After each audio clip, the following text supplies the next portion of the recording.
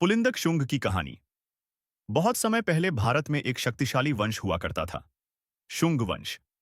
इस वंश की नींव रखी थी वीर योद्धा पुष्यमित्र शुंग ने। समय बीता और एक एक करके उनके वंशज गद्दी पर बैठे। इन्हीं में से एक शासक थे पुलिंदक शुंग। राजा पुलिंदक का द्वार। जब पुलिंदक शुंग ने राजगद्दी संभाली, तब साम्राज्य पहले से कमजोर हो चुका था। कभी जो साम्राज्य दूर दूर तक फैला था, अब छोटे छोटे हिस्सों में बंटने लगा था। चारों तरफ से संकट था। कहीं यवन, यूनानी, इंडो ग्रीक हमला कर रहे थे, तो कहीं शक और अन्य जातियां सीमा पर नजर गड़ाए थीं। राजा पुलिंदक को हर समय चिंता रहती, कैसे अपने साम्राज्य को बचाऊं, कैसे शुंग वंश की प्रतिष्ठा बनाए रखूं। संघर्ष और चुनौतियां। उन्होंने अपने जीवन का अधिकांश समय युद्धों और विद्रोहों को शांत करने में बिताया। उनका शासन वैभव और विस्तार के लिए नहीं, बल्कि साम्राज्य को टिकाए रखने के लिए जाना जाता है। वे धर्म और परंपराओं के संरक्षक थे।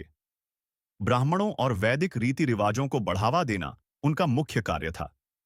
यानी वे राजनीति से ज्यादा संस्कृति और धर्म की रक्षा करने में विश्वास रखते थे।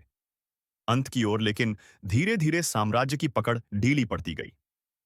राजा पुलिंदक शुंग ने अपनी पूरी कोशिश की, पर उनका समय शुंग साम्राज्य के पतन का युग बन चुका था। उनके बाद शुंग वंश और कमजोर होता चला गया और आखिरकार यह साम्राज्य कण्व वंश के हाथों चला गया। सीख, निष्कर्ष। राजा पुलिंदक शुंग की कहानी हमें सिखाती है कि कभी-कभी राजा बनने का मतलब सिर्फ वैभव पाना नहीं होता। कभी-कभी राजा का सबसे बड़ा संघर्ष सिर्फ अपने वंश और साम्राज्य को जिंदा रखने का प्रयास होता है।